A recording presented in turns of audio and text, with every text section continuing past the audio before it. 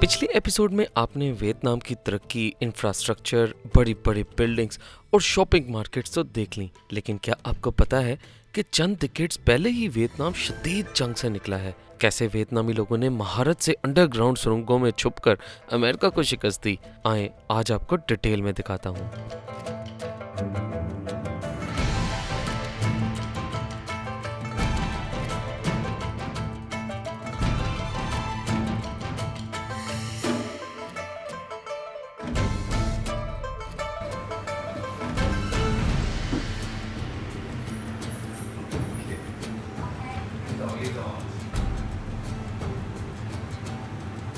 अस्सलाम वालेकुम and good morning नाजरीन फ्रॉम वियतनाम। और वियतनाम का भी सबसे ज़बरदस्त शहर है हो ची मिन सिटी, जिसको साइगोन भी कहा जाता था। और आज मैं अपनी पहली राइड पे अपनी बाइक के ऊपर निकलने लगा हूँ। पिछले एपिसोड्स में आपने काफ़ी ज़्यादा यहाँ का कल्चर, यहाँ का फूड, यहाँ की काफ़ी चीज़ें मेरे साथ देख ली हैं। आज हम ज़रा शहर से बाहर निकलने लगे हैं। और जो मैंने आपको पिछले एपिसोड में बताया था कि कैसे यहाँ पे वियतनाम वॉर लड़ी गई ड्यूरिंग US टाइम पीरियड भी और even during French time period भी, जब इन्होंने इंडिपेंडेंस ली थी 1945 में भी और 1975 में। वो डिटेल मैंने आप वहीं पे पार्क कर दी थी। आज वो डिटेल बताने का टाइम है और बहुत ही हैरान कुन जगह है जो आप मेरे साथ आज देखेंगे, कैसे ये गारों में रहते थे और कैसे उन गारों के नीचे जाके इन लोगों ने अमेरिका को शिकस्त दी। तो ये है हमारा हॉस्टल और यहाँ से निकल के मैंने अपनी बाइक कर लिया ऑलमोस्ट रेडी। अपना बॉक्सेस में कुछ सामान डाल लिया है। ये हमारा क्यूट सा हेलमेट है कलरफुल, और इसके अलावा यहाँ अपने लगा लिया अपना मैप लगा लेंगे, और इसके साथ मैंने अपना Insta360 जो है कैमरा वो भी यहाँ पे लगा लिया है। तो आज आपको बाइक की राइडिंग करते हैं और ऑफिशियली मोटो व्लॉगिंग आज से स्टार्ट करते हैं। ऑलराइट जी, निकल पड़ा हूँ और सफ़र स्टार्ट करने से पहले हम पेट्रोल डलवा लें अपना, और यहाँ पे देखते हैं कि यार पेट्रोल का रेट वगैरह के भी क्या चल रहा है। फुल करवा लेते हैं। तो रेट है ऑलमोस्ट 23,840। तो जनाब, सफ़र के बारे में आज आपको बताते हैं कि कैसा होने जा रहा है हमारा। ऑलमोस्ट कोई 50 से 60 किलोमीटर का सफ़र है, और जो कि हम लोग करेंगे तकरीबन 1.5 से 2 घंटे के अंदर।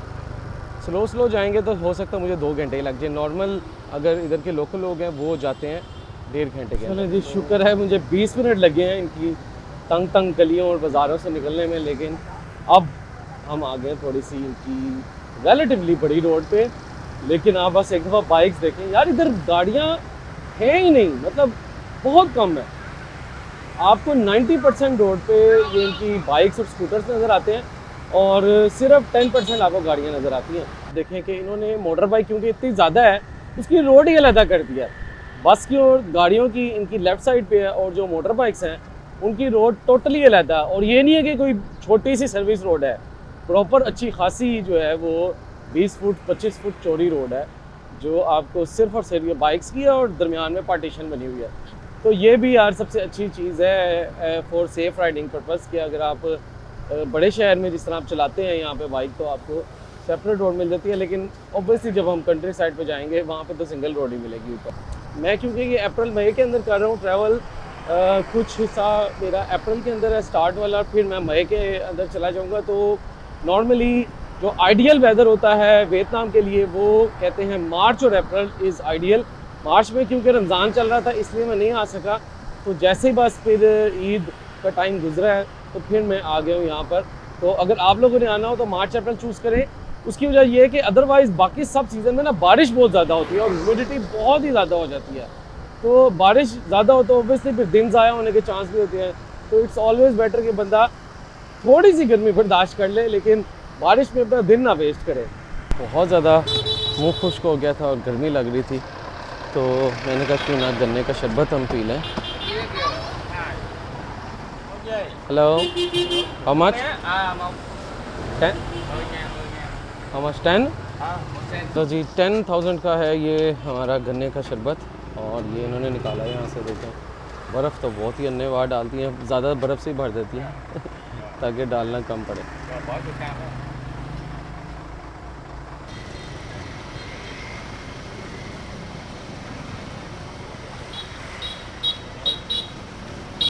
वाह यार, मज़ा आ गया है। क्या ठंडा ठार शरबत, ओह शुगर कैन। अच्छा, और ये डिफरेंट है, हमारे से मिलता जुलता नहीं है। और what a beauty, what a beautiful road. अभी तो माउंटेन स्टार्ट ही नहीं हुए, हम तो बस थोड़ा सा ही बाहर निकले हैं शहर से। कितनी ज़बरदस्त रोड आ गई है।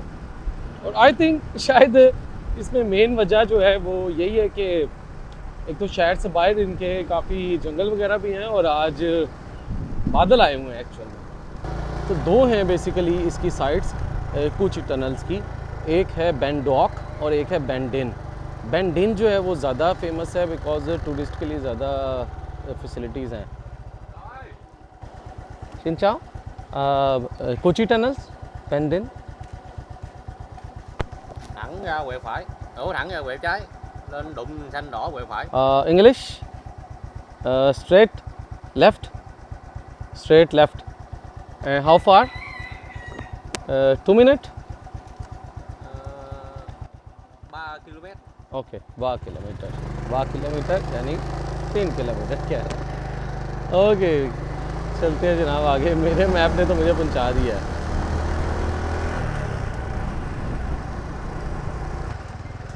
ऑलराइट, सो जनाब ये आ गई है entrance for tunnels Ben Dinh. I hope, अच्छा जी वो कह रहा है बाइक आपने यहाँ पे लगानी है। ओके जनाब, सो फाइनली पहुँच गया हूँ मैं एंट्रेंस के ऊपर। हमारी जो वार टनल्स हैं जिनको कूची टनल्स कहा जाता है, और इनकी जो साइट है वो है बेंडिन। बेंडिन साइट के ऊपर मैं पहुँच गया हूँ। बाइक मैंने पार्क कर दी है, 6000 डोंग उसकी इन्होंने पार्किंग फ़ीस ली है। ये इनका काफ़ी जंगलों के अंदर ये पूरी वार टनल्स बनी हुई हैं। क्या इसकी हिस्ट्री है, क्यों बनाई थी, कैसे की थी इन्होंने, क्या चक्कर था, वो आज हम देखेंगे इसके अंदर। चलते हैं अंदर, पहले एंट्रेंस टिकट देखते हैं कितने की है और फिर अंदर। आई थिंक 125, 1,25,000 डोंग, जिसको आप 125K कहेंगे। तो ये हैं वो सारे मिसाइल्स वगैरह जो दिखाए जा रहे हैं कि अमेरिका की जब वॉर हुई तो वो कैसे अटैक किया करते थे वियतनाम के ऊपर। ये वो सारे इनके मिसाइल्स हैं जो कि फटे नहीं। 250। तो जी ये तो हम स्टार्ट में बिल्कुल टनल के नीचे जा रहे हैं। सिन चाओ।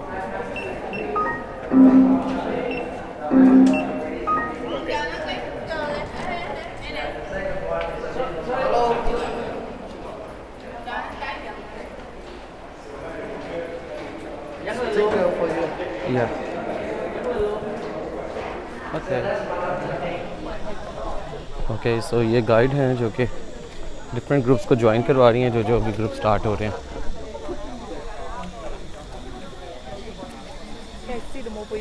ओके ऑलराइट, कह रही है कि मूवी चल रही है। फॉर द इंफॉर्मेशन आप चेक पहले वीडियो देखें। The highway we came from Center City, Saigon, about 57 kilometers away from Saigon City. इन्होंने सारा हमें एक्सप्लेन किया है कि ये कोची डिस्ट्रिक्ट में ऊपर जंग लगी होती थी, अमेरिका इनके ऊपर अटैक करता था, और नीचे जितने भी इनके जो वॉरियर्स थे वियतनाम के, इन लोगों ने नीचे पूरा ये सेक्शन बनाया हुआ था। और 3 सेक्शन थे अंडरग्राउंड। 3 मीटर नीचे वाला जो सारा ये सेक्शन था, इसमें इनका किचन, रहने की जगह और रिलेटिवली ज़रा ये बड़े साइज़ के थे, और इवन इनका असला वगैरह यहाँ पे पड़ा होता था। उसके बाद अगर कोई अटैक वगैरह होता था तो फिर मज़ीद नीचे ये 3 मीटर डीप थी, ये 6 मीटर डीप आ जाती है, जिसमें थोड़ा सा आप झुक के चल सकते हैं। और यहाँ पे इन्होंने अंडरग्राउंड एक वेल भी बनाया होता था। और फिर जब मज़ीद अटैक हो जाता तो उसके नीचे सिर्फ लेटने वाले स्टाइल के अंदर बचने के लिए इन लोगों ने बनाए होते थे, इस तरह के चलने के लिए। तो ये आलमोस्ट 12 मीटर डीप आप यूँ समझ लें, 35-40 फुट नीचे। और हर टनल के अंदर इन लोगों ने ट्रैप्स बनाए होते थे कि अगर कोई अटैक करने आ भी जाए तो वो इन कांटों के अंदर गिर जाए। तो काफ़ी जगहों के ऊपर आपको इस तरह के ट्रैक्स ही मिलते थे। और आखिर में इन लोगों ने एक दरिया की तरफ भी एक रास्ता बनाया होता था कि अगर यहाँ से कोई फ़ौज अमेरिका की आ भी जाए तो ये लोग यहाँ से निकल जाएँ ऊपर। तो भाई ये था सीन यहाँ पर। अब हम आगे चलते हैं और इसकी प्रैक्टिकल देखते हैं।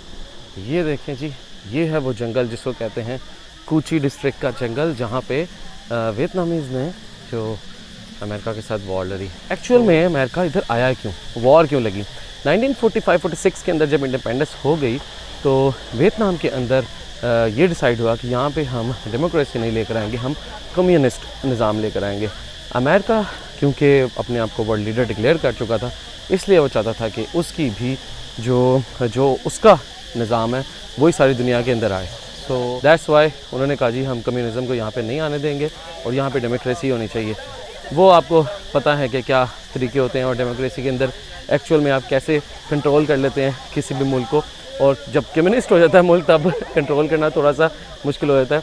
बिल्कुल ऐसे जैसे इस वक्त हमारा मुल्क भी एक 51st स्टेट ऑफ यूएसए बन चुका है, जस्ट बिकॉज कि इधर लोगों को ख़रीदना और लोगों को बाय आउट करना ज़रा ज़्यादा ईजी हो जाता है, जो कि कम्युनिज़म के अंदर थोड़ा सा डिफ़िकल्ट हो जाता है। बिकॉज कम्युनिस्ट के निज़ाम के अंदर सारे रिसोर्सेज जो हैं वो आपके सिर्फ और सिर्फ पूरी गवर्नमेंट के होते हैं, जबकि डेमोक्रेसी में रिसोर्सेज डिवाइड हो जाते हैं, तो उन लोगों को ख़रीदना, उन लोगों को कंट्रोल करना ज़्यादा ईजी हो जाता है। तो ये है पूरा का पूरा मैप। अगर आप देखें तो ये है नीचे साइगोन लिखा हुआ, जिसको अब हो ची मिन सिटी कहा जाता है, और यहाँ पे सारी वॉर लड़ी गई जो एक्चुअल में रेड रीजन है।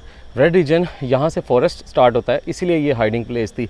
और यूएस जो था उसकी यहाँ पे सारी बेसिस थी। ये जितने भी आपको ब्लू ट्रायंगल इस पूरे एरिया में नज़र आ रही हैं, ये सारी यूएस बेसिस थी, और यूएस सपोर्ट कर रहा था जो उस ज़माने में इधर साइगोन में या हो ची मिन की साउथ रीजन में जो यहाँ पे फोर्सेस थी या पॉलिटिकल पार्टी थी, वो उनको सपोर्ट कर रहा था। और उस वजह से आप ये देखें इस पूरे रीजन में हर जगह पे आपको यूएस आर्मी बेस ही नज़र आ रही हैं। तो ये हैं वो चीज़ें, जब किसी भी आपने इलाके में एंटर होना होता है तो वो आपको बेसिस मांगता है और आपको एब्सोल्युटली नोट बोलना पड़ता है, अदरवाइज़ फिर आपको इस तरह की जंग लड़नी पड़ती है। तो ये है वो एरिया जो इन लोगों ने ये दिखाया। ये सारी टनल हैं जो सारी इन्होंने खोदी उस ज़माने में। तकरीबन 200 किलोमीटर की ये टनल्स हैं इस पूरे एरिया के अंदर फैली हुई, और डिफरेंट उन्होंने बताया कि आलमोस्ट 10,000 से प्लस यहाँ पे इसकी एंट्रेंस पॉइंट्स थे जो सिर्फ इन लोगों को पता थे। और इतना छोटा साइज़ था कि अमेरिकन लोग जो हैं वो अपने बड़े वॉल्यूम ऑफ साइज़ की वजह से उसमें एंटर नहीं हो पाते थे, सिर्फ ये लोग एंटर हो पाते थे। तो ये चेक करें, रास्ते बने हुए हैं, ये नीचे टनल्स जा रही है नीचे, ये ऊपर इस तरह पत्ते रख दिया करते थे, लोग इसके अंदर जा रहे हैं। अभी मैं भी जाता हूँ, फिर आपको दिखाते हैं यहाँ पे भी। ओके जी, जाते हैं हम ज़रा नीचे। ओह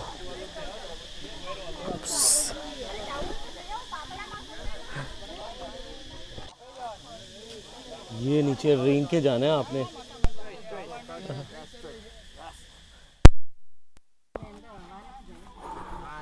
ओह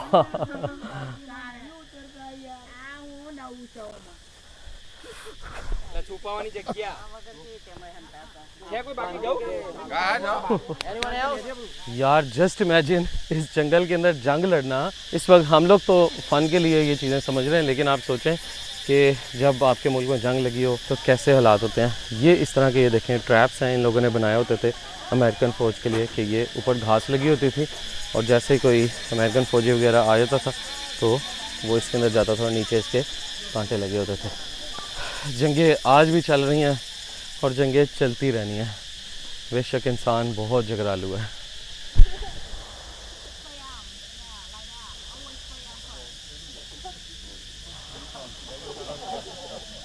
सो मोर देन 10,000 टनल्स इन्होंने बनाई हुई हैं यहाँ पर, और this is for breathing. This is okay, so this is the passage, this is the actual passage. Okay तकरीबन 150 किलोमीटर से भी ज़्यादा नीचे इसकी ये फैली हुई है टनल्स। और ये जो आपको छोटे छोटे से सुराख नज़र आ रहे हैं, ये इनके वेंटिलेशन के लिए हैं, हवा अंदर जाती है, और इसके अंदर इन्होंने बम्बू की लंबी लंबी स्टिक्स जो है ना वो लगाई हुई हैं। तो अभी मज़ीद हम देखते हैं, यहाँ पे किसी गाइड के साथ चलते हैं, वो हमें दिखाएगा। ये हैं वो बड़े बड़े बैम्बूस जिनको ये लोग यूज़ किया करते थे, इनको दरमियान से पूरा होलो बनाकर पूरे नीचे डीप लेकर जाया करते थे ताकि इनका कोई एरेशन हो सके, हवा वगैरह अंदर जा सके।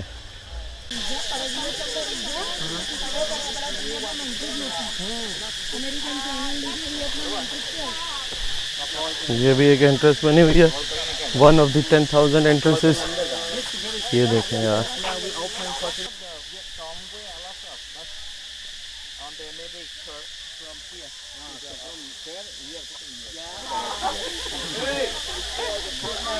तो ये देखें यार, ये इनके मेन फौजी जो हैं वो बैठे हुए हैं, कैसे इनकी प्लानिंगें चल रही होती थी। ये इनके कपड़े आज भी यही यूज़ होते हैं जो यूनिफॉर्म है, और रेडियो के साथ ये लोग बातें किया करते थे।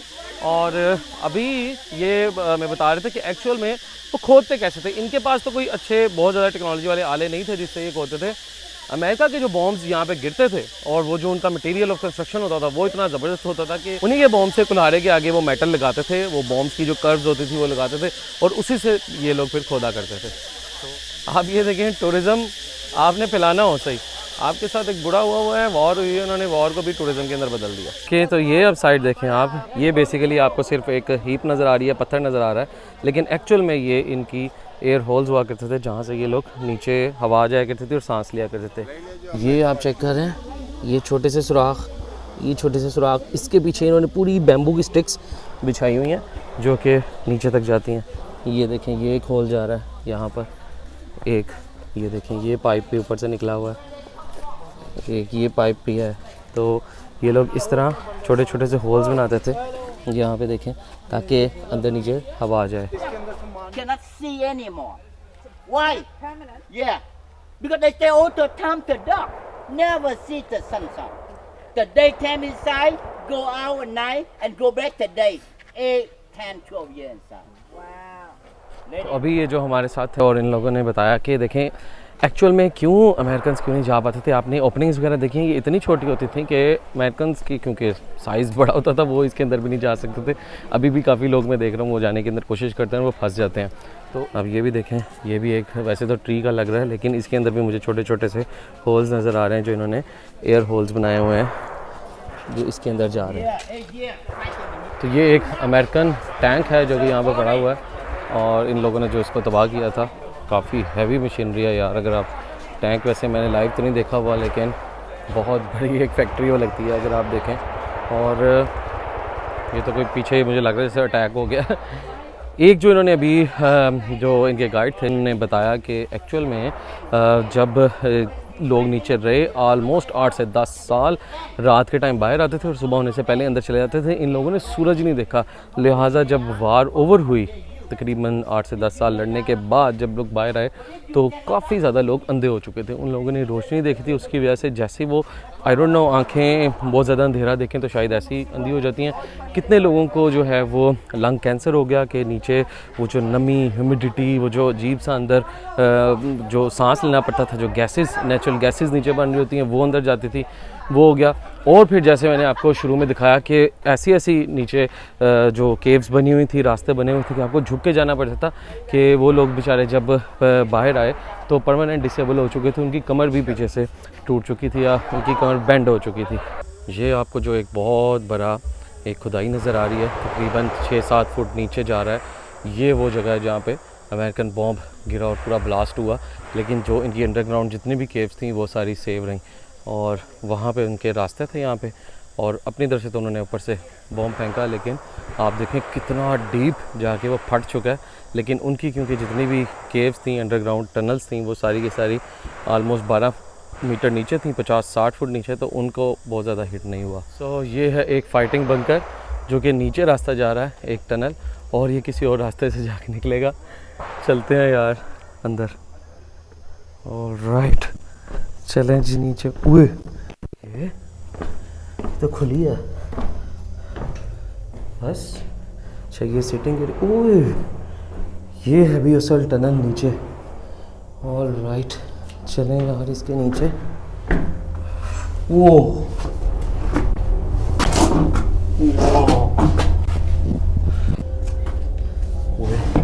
ये सेकंड फ्लोर पे मैं आ गया हूँ, और अब मज़ीद एक और स्टेप नीचे जाना है। ओह, तो डीप होती जा रही है, चुप के चलना पड़ रहा है। तो ओके, पीछे गार्ड आ गया मेरे गाइड करने के लिए। तो सांस बंद होने लग गया। एक रास्ता इस तरफ भी जा रहा है। ओके, ओहो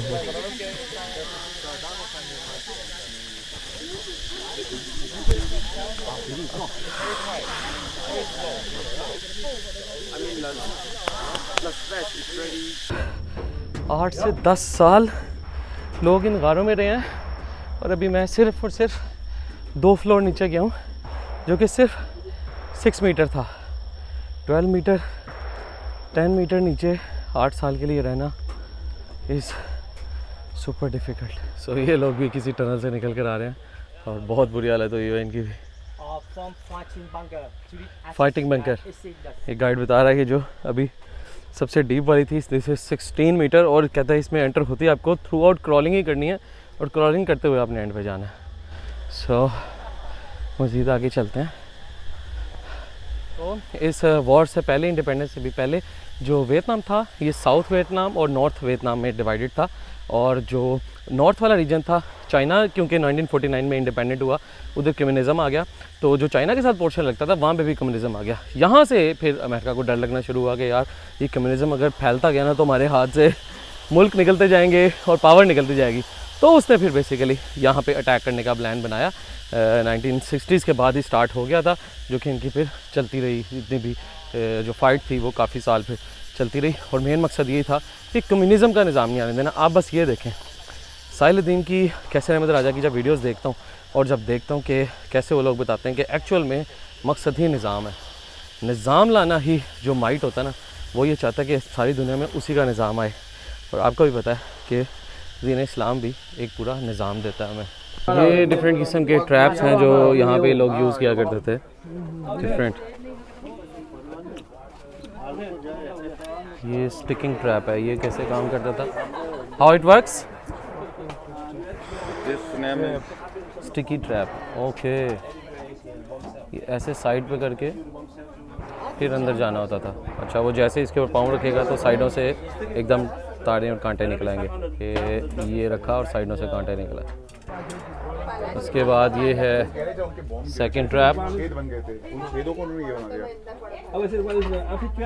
ये है इनका रोलिंग ट्रैप, ये गोल गोल घूमता है। This is window trap. How this works? Window trap. अच्छा, नॉर्मली बंद है, उसको बस बंद करके हल्की सी पिन से ये लोग हटा देते थे और ऊपर घास आ जाती थी। देखें, ये एक रियल टाइम पिक्चर है जो कि यूएस आर्मी ने रिलीज़ की थी कि जब इन्होंने इसको सर्च किया और उनको पता चला कि कैसे वियतनामीज़ ने अपनी टनल्स बनाई हुई थी।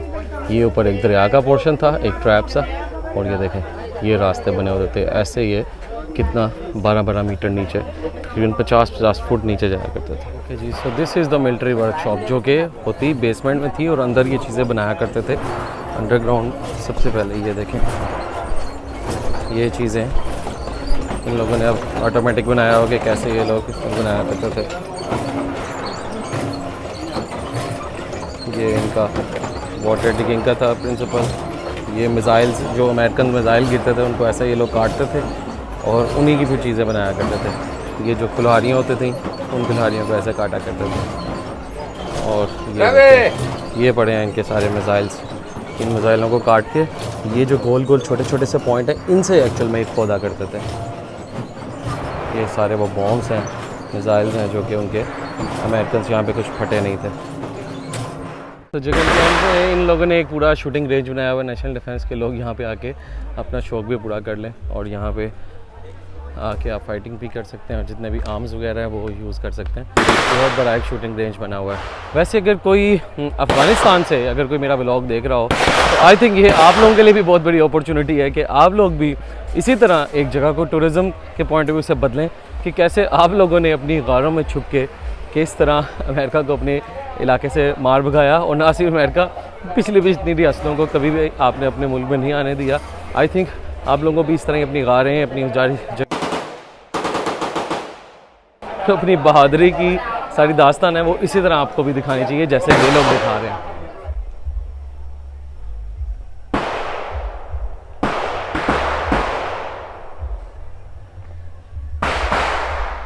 ये है वो जगह जहाँ पे डिगिंग किया करते थे। उन्होंने स्टैचूज़ थोड़े से बना के दिखाया हुआ है। ओह माय गॉड, चेक करें यार क्या डीप है और कैसे ये लोग कवर किया करते थे, क्योंकि सुबह होते ही इन लोगों ने ऐसे उस जगह को कवर करना होता था कि जैसे यहाँ पे कुछ काम हुआ ही नहीं है। ये आधी रात को अंधेरे में ये सारे किया करते थे यहाँ पे अपनी डिगिंग। तो ये एक पोर्शन है, एक ये पोर्शन है, ये चेक करें। पहले आपने फुल अंदर जाना है और फिर नीचे अंदर रास्ता जा रहा है। देखे यार, आज़ादी इतनी सस्ती नहीं होती, इस तरह कुर्बानियाँ देनी पड़ती हैं। ये देखें कैसे ये लोग टायर काट के अपने शूज़ बनाया करते थे यहाँ पे। ये देखें, ये पीछे से ये टायर है और उस टायर के ऊपर ही डिफरेंट उसकी लेयर्स बना के ये अपनी यहाँ पे जूतियाँ बनाया करते थे ताकि अंदर की जो मोटे मोटे अंदर मट्टी के अंदर चलना होता था। ये इनकी जो वर्कशॉप थी, ये भी प्रॉपर वर्कशॉप इनकी अंडरग्राउंड हुआ करती थी। ये है आर्मी मेडिकल बंकर जो हमने मैप में देखा था स्टार्ट में। ये तो है बंकर, लेकिन अगर आप इसमें डीप जाते हैं तो इसके अंदर भी सेम वैसे ही रास्ते हैं। ये कुछ जर्मन्स हैं, इसके अंदर भी जा रहे हैं। मैं तो बस एक दफ़ा अंदर से हो आया हूँ, मज़ीद नहीं जाना। बेसिकली इन लोगों ने सिर्फ दिखाने के लिए ये हमें सामने दिखाया कि ऐसा बंकर था, लेकिन एक्चुअल में ये कुछ 7 से 8 मीटर नीचे था। ये लोग देखिए कहाँ से एंटर हुए थे और यहाँ से निकल आए हैं।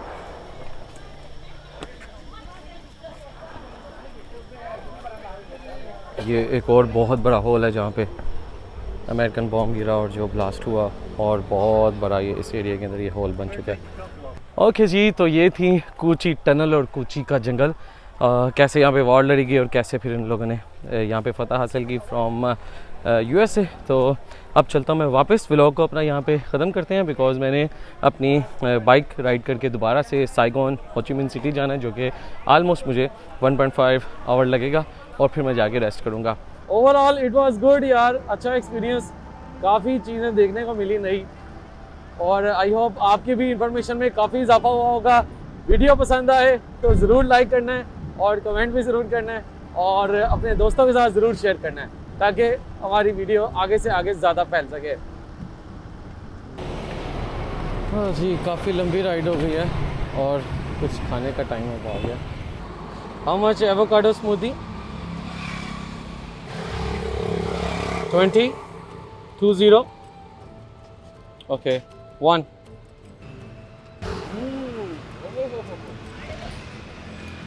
कमाल, क्या कमाल चीज़ पी लिया यार मैंने। आज पता चला है वेस्ट में लोग एवोकाडो के ऊपर इतना ज़्यादा मरते क्यों हैं। क्या पिला दिया।